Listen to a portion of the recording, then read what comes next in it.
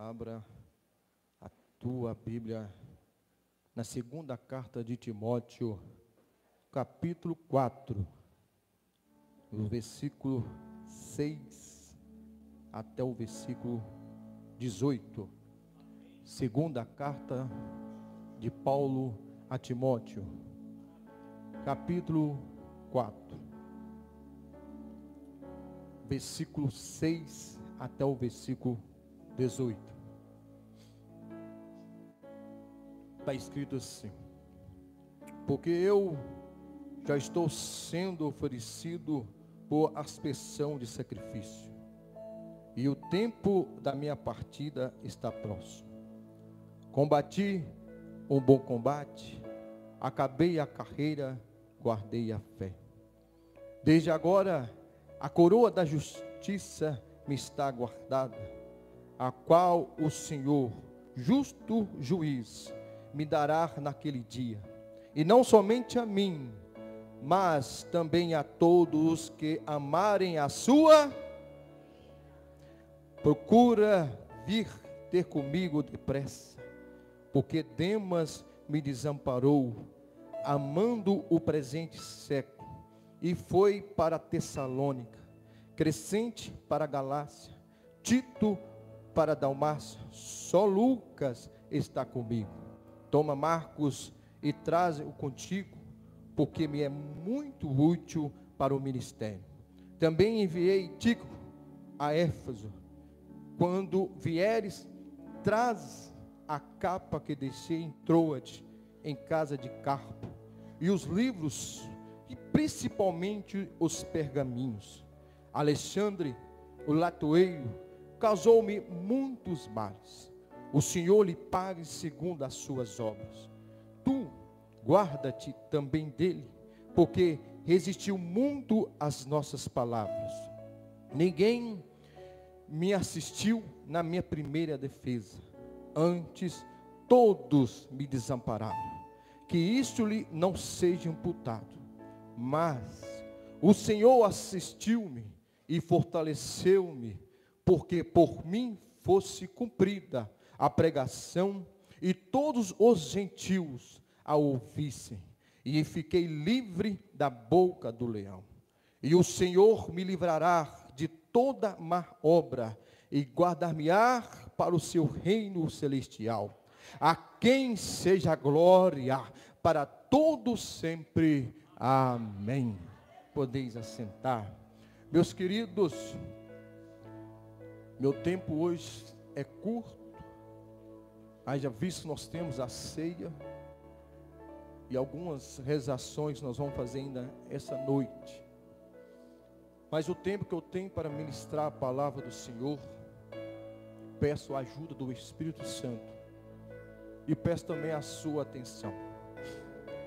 Eu quero analisar essa carta, esse trecho da carta que nós acabamos de ler, de 2 Timóteo, capítulo 4, e os versículos 6 até o versículo 18, num aspecto histórico e cultural.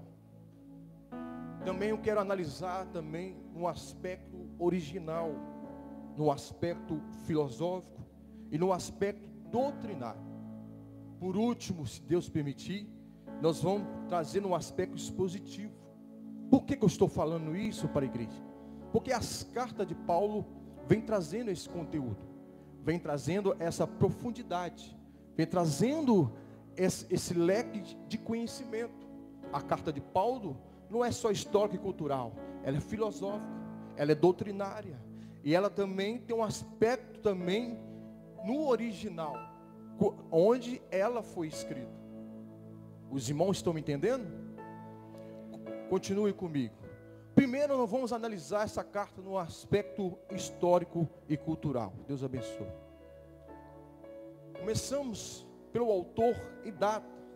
Essa carta, quando Paulo escreve a segunda carta de Timóteo, no meados de 66 a 67 depois de Cristo, durante a sua segunda prisão em Roma. Diferente da prisão anterior, quando estava em prisão domiciliar, está registrado em Atos 28. Agora ele está em um calabouço, aguardando a execução sob o governo de Nero. O destinatário dessa carta, todo mundo já sabe, é Timóteo, um jovem pastor em Éfeso, discípulo fiel de Paulo, o filho da fé de Paulo. Paulo o encoraja a permanecer firme, pois o tempo de Paulo na terra estava se esgotando. O outro aspecto é o aspecto da época. A perseguição aos cristãos estava em seu auge, sob o imperador Nero.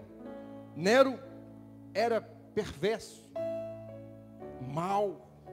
Nero, uma das coisas que ele fazia com os cristãos da época, fazia dos cristãos tochas acesas, para iluminar a noite, para iluminar o seu jardim. Pegava os cristãos na época, amarravam em poste, e assim e tacava fogo, para o fogo iluminar o seu jardim. Era assim que o Nero fazia com os cristãos. E outras covardias, colocava eles no coliseu para os leões comerem, torturavam até a morte, pegavam as crianças na frente dos pais, e arrancando os braços, arrancando as pernas, arrancando a cabeça. Depois pegava a mulher, estrupava, queimava na frente do marido. É uma das perversidades que esse Nero fazia. Então essa perseguição nessa época estava no auge. Isso trazia um medo, isso trazia um pavor a muitos cristãos da época. Muitos cristãos estavam sendo mortos materialmente cruel. Havia decepções na fé devido ao medo a perseguições. Nem todos conseguiam continuar perseverante. Nem todos continuavam olhando para Cristo, porque muitos fugiram, muitos correram através dessa perseveridade, dessa crueldade de Nero. Agora, analisando essa passagem no original, que ela foi feita no grego, vamos aqui destacar algumas palavras, algumas passagens que destacam nessa passagem do versículo 6 até o versículo 18. Primeiro, Paulo vem destacando: já estou sendo derramado como libação. Essa palavra, essa expressão no grego é espendomai, que significa derramar vinho sobre o altar, como oferta sacrificial. Indica que Paulo via a sua morte como um sacrifício a Deus. O segundo aspecto, segunda coisa que destaca nessa carta, nós possamos extrair no original, quando ele expressa: o tempo da minha partida chegou. Isso é muito forte. O tempo da minha partida chegou. Isso no grego significa analesios, palavra usada para desatar as amarras de um navio que partiria para o mar. Indica que Paulo via a morte como uma transição para a eternidade. E assim, aqui eu abro entre aspas, da mesma forma que Paulo enxergava a morte como uma transição para a vida eterna, assim é a minha vida, assim é a tua vida, assim é a nossa vida perante a Deus. A nossa morte é uma transição para a vida eterna. Aleluia, oh glória. Quem glorifica a Deus por isso? Só quem está com a vida no altar, só quem está cheio, só quem tem intimidade, que entende o que Paulo está falando. Vamos para frente, o tempo não deixa. A outra expressão que Paulo usa, que é muito forte nessa passagem, é quando ele disse: combati um bom combate. Essa palavra no grego é ton agona, ton kalon. Agona refere-se a uma luta atlética, ou uma corrida, ou se não um combate. Paulo se via como um atleta que completou a sua missão. A outra expressão que ele usa nessa passagem é: o Senhor me livrará de toda obra maligna.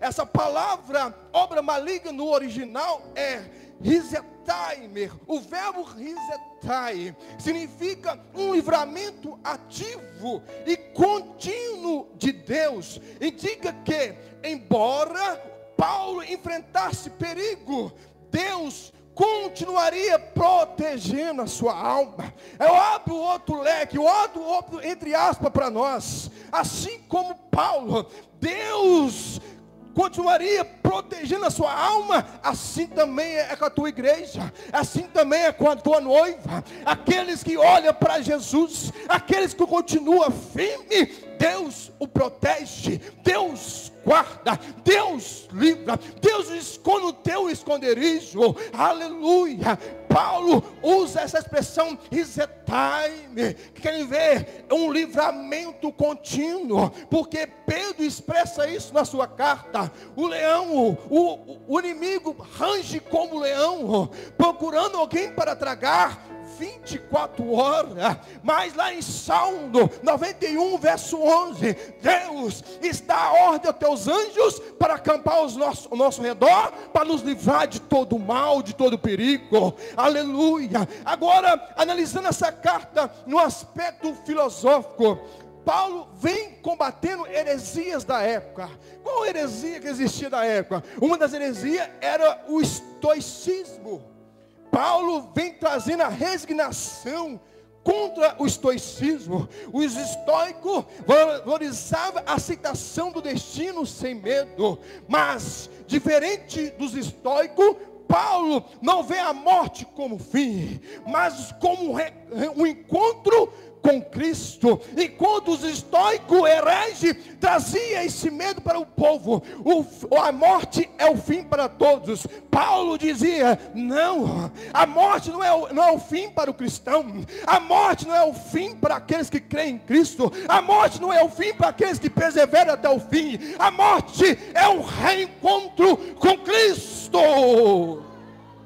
Aleluia, oh glória, aleluia. A segunda coisa que Paulo vem combatendo os filósofos hereges da época é a corrida como uma metáfora da vida. Platão e Aristóteles usavam essa metáfora da corrida para descrever a busca pela virtude. Já Paulo usa essa metáfora para enfatizando que o verdadeiro prêmio é a coroa da justiça em Cristo. Aleluia. Enquanto Platão e Aristóteles usavam essa metáfora para descrever coisas terrenas, coisas, prêmios, coroas corruptíveis, Paulo vem trazendo a coroa incorruptível. Paulo vem trazendo aquilo que é celestial, aquilo que é eterno. Paulo vem trazendo essa metáfora dizendo que o verdadeiro prêmio para o cristão é a coroa da justiça.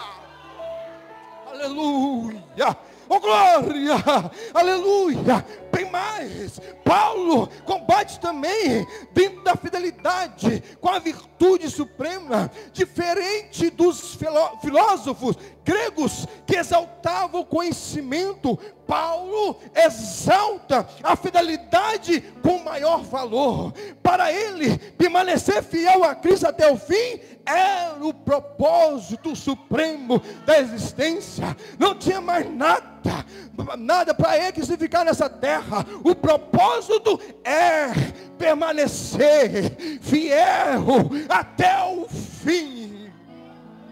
Aleluia, oh glória, aleluia, aleluia, aleluia, aleluia, aleluia, oh glória. Agora trazendo dentro do ensino doutrinário, o primeiro modelo que Paulo usa dentro do ensino doutrinário é a perseverança. Paulo é um exemplo de fidelidade, mesmo diante da morte. Ele não se preocupava com o sofrimento, mas com a conclusão da sua missão. É assim a nossa vida perante a Cristo. Nós não importamos com o sofrimento. Nós não importamos com a perseguição, nós não importamos com as dores, nós não importamos com as percas, mas nós importamos como nós vamos terminar a nossa missão. O segredo não é começar bem, é terminar bem, é concluir a missão que Deus nos deu. A cada um que está aqui nessa noite foi dada a missão nas suas mãos. Cada um tem uma chamada, cada um Deus separou para algo no seu reino. Eu te digo, se Deus te chamar hoje, você pode dizer que combateu um bom combate. Você pode dizer para Deus: eu terminei a minha missão, perseverando, sendo fiel a Ti. Aleluia, aleluia. A segunda coisa doutrinária dessa carta, Paulo vem trazendo a certeza da recompensa eterna. Paulo, no versículo 8, ele usa a expressão: a coroa da justiça. A coroa da justiça não é baseada em mérito humano, mas na graça de Deus. A salvação é um presente para todos os que amam a vinda de Cristo. Você ama a vinda de Cristo? Você sente gozo na vinda de Cristo?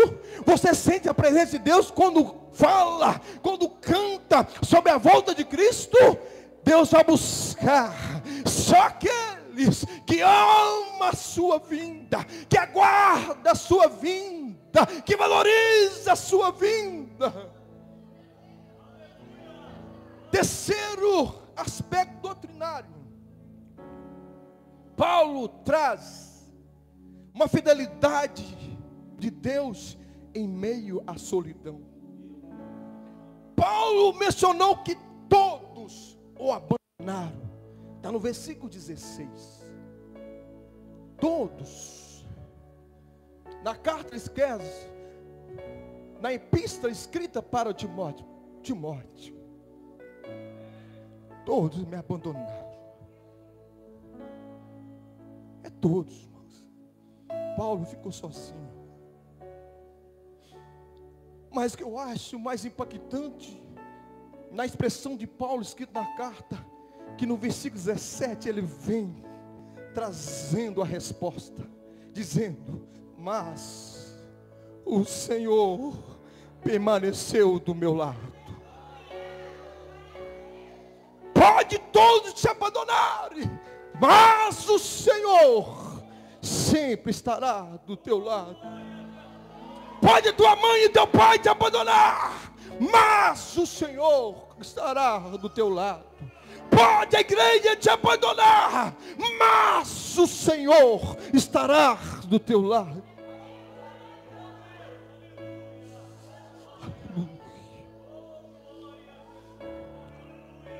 Paulo vem trazendo uma resposta para nós nos dias de hoje.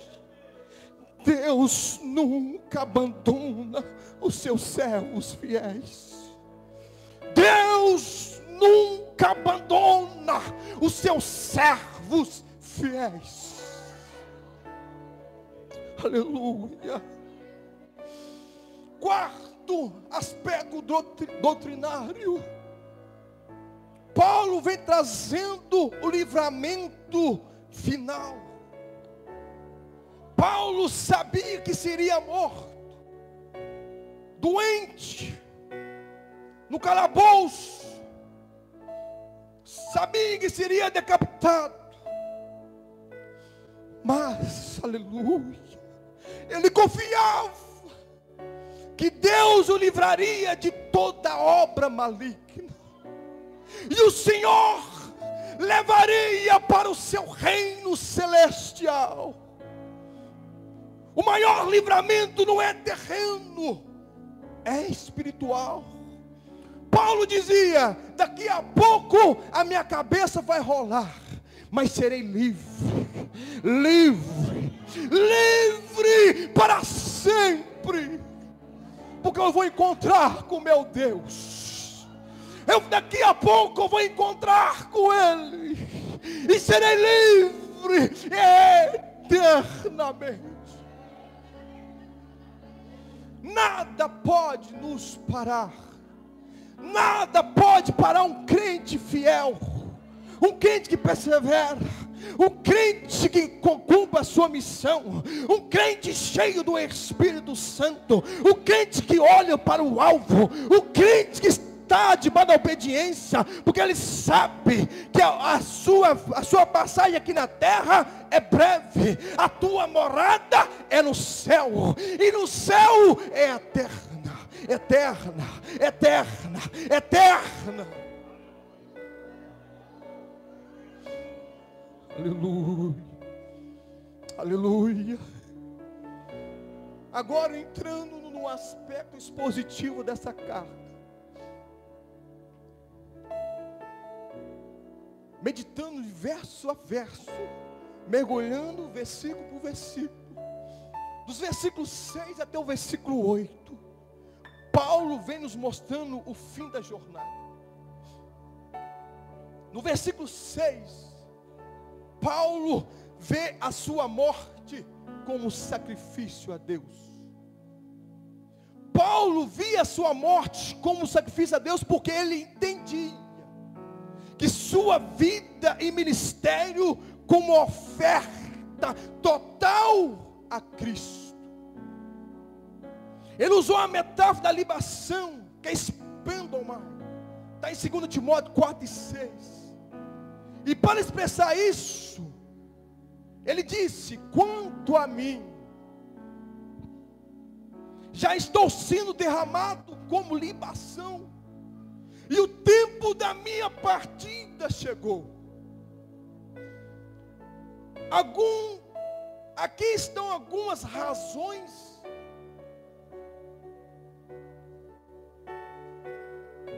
que Paulo diz isso. Primeira, a metáfora da libação no contexto bíblico. No Antigo Testamento, a libação era uma oferta de vinho derramado sobre o altar, como parte do sacrifício a Deus. Êxodo capítulo 29, versículo 40 e 41. Números 28, versículo 7. Que a Bíblia toma a Bíblia, está lá. No Novo Testamento, Paulo usa a imagem para dizer que sua vida estava sendo derramada como oferta final ao Senhor. Isso mostra que Paulo via a sua morte não como um fim trágico, olha isso, mas como um ato de adoração a Deus. Só quem é salvo, só quem é do céu, entende que o Paulo está falando, compreende o que o Paulo escreveu aqui nessa passagem. A morte do cristão, a morte do servo fiel não é trágico, é um ato de adoração a Deus. Foi Deus que colheu, foi Deus que buscou, foi Deus que aprove a buscá-lo, recolhê-lo da terra. Por isso que Paulo usa essa expressão: a morte do servo fiel não é trágico, é uma adoração a Deus. Aleluia, porque levou uma vida de entrega, uma vida de preço, uma vida total, porque como Paulo dizia: não vivo mais eu, Cristo vive em mim. É assim a vida do cristão. Não é nós que vivemos, é Cristo que vive em nós. Não é o meu querer, é o querer dele. Não é a minha vontade, é a vontade dele. Nós somos regidos naquilo que ele quer. Por isso que o fim do servo fiel é um ato de adoração, porque o céu está em festa, o céu está recebendo um fiel, um bom soldado que combateu um bom combate. Aleluia. Segundo, já estou terminando, ainda no versículo 6, a vida de Paulo como um sacrifício contínuo. Paulo mostra aqui no versículo 6 a tua vida como um sacrifício contínuo. Os irmãos entendem isso, pelo amor de Deus? Nós sofremos 1, 2, 3 dias, já queremos sair da igreja, já queremos largar Jesus. Paulo fala aqui, o meu sacrifício era contínuo, não tinha trégua, eram perseguições, açoites, naufrágios, acusações. O meu sacrifício era contínuo. Isso me preocupa como pastor, porque tem muito crente que fala que quer ir para o céu, mas não aguenta um dia de luta, não aguenta um dia de perseguição. Qualquer nuvinha escura que aparece na sua vida, vou largar Jesus, vou largar os departamentos, eu vou largar a igreja. Pelo amor de Deus, a nossa vida tem que ser como um ato de sacrifício contínuo para Ele.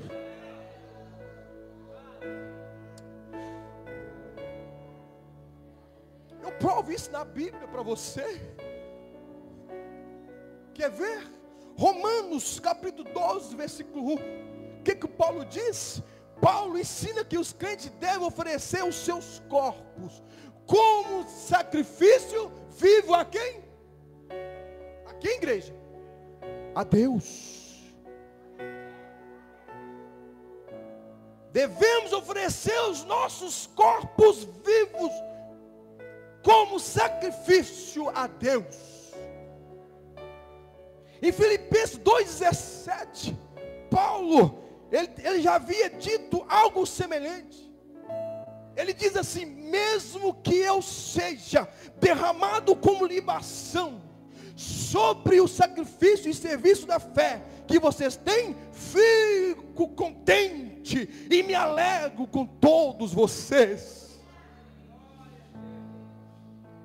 Desde a sua conversão em Atos 9,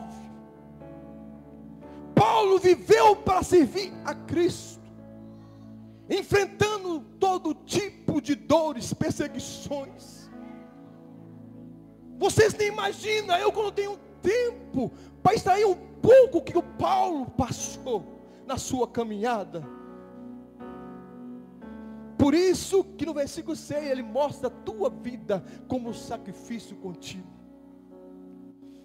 Terceiro ponto aqui no versículo 6, Paulo nos mostra a influência da morte de Cristo. Paulo sempre teve Cristo como modelo de vida. Eu pergunto para você nessa noite, qual é o seu modelo de vida? Qual tem sido o seu modelo de vida? Paulo nos ensina que o seu modelo de vida era Cristo. O modelo de vida do cristão tem que ser Cristo. O nosso modelo é Cristo. Não é pregador, não é pastor, não é cantor. O nosso modelo é Cristo.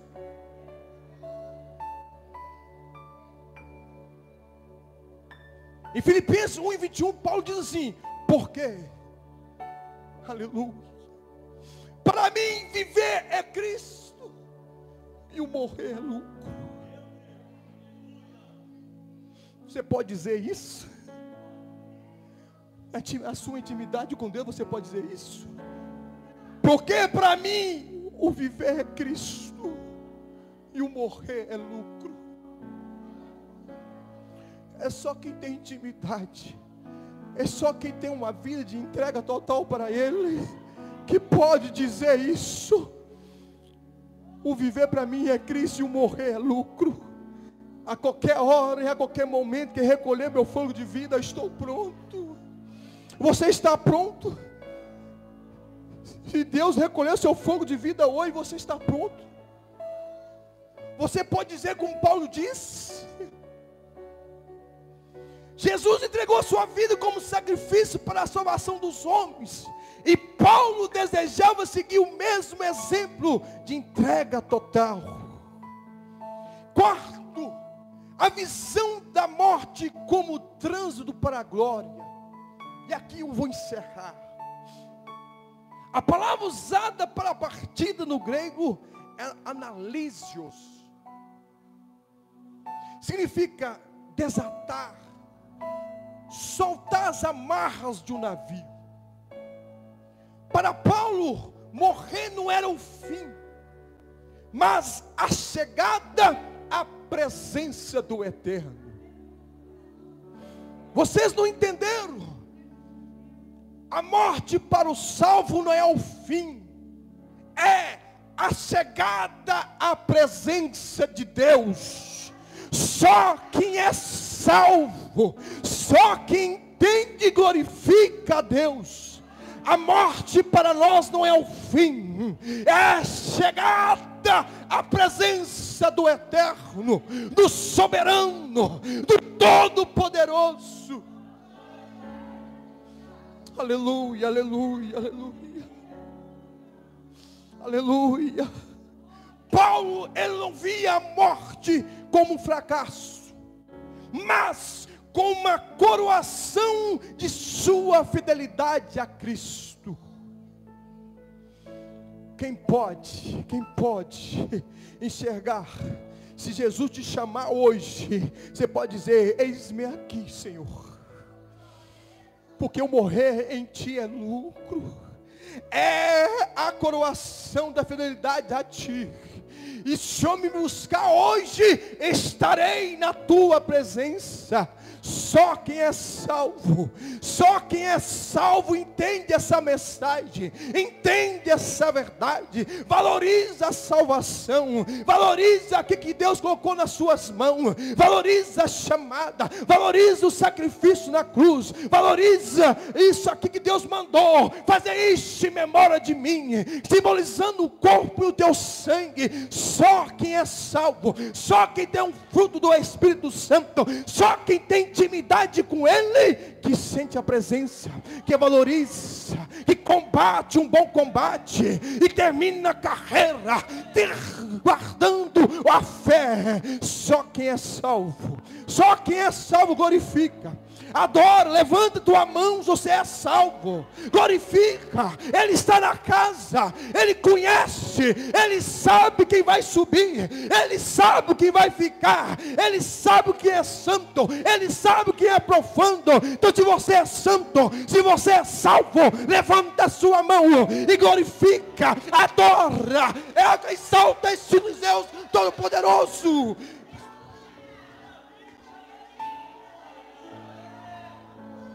Aramassurianas, e te canta lá, Massurian.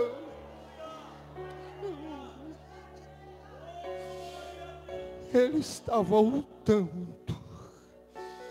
Só aguenta mais um pouquinho, noiva do Cordeiro.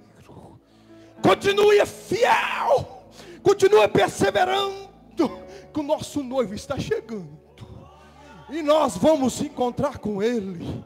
E nós vamos receber a coroa da justiça. Aguenta só mais um pouquinho. Sofre só mais um pouquinho. Porque o fim está chegando. O arrebatamento vai acontecer. Deus vai nos buscar. Deus vai nos arrebatar. Nós vamos embora nessa terra nojenta, cheio do pecado, cheio de lamaçal, cheio de engano, cheio de traição, cheio de mentira. E nós vamos para uma terra onde mana leite e mel, a terra celestial, a terra santa, lá onde não haverá choro, lá não haverá pranto, lá não haverá sofrimento.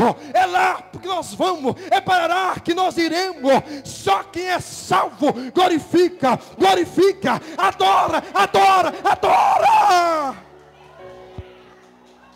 Vamos ficar de pé, vamos ficar sobre os pés. Aleluia. Massuri, canta lá, Massurianda. Aleluia. E te canta lá, Massurianda lá. Oh glória. Aleluia.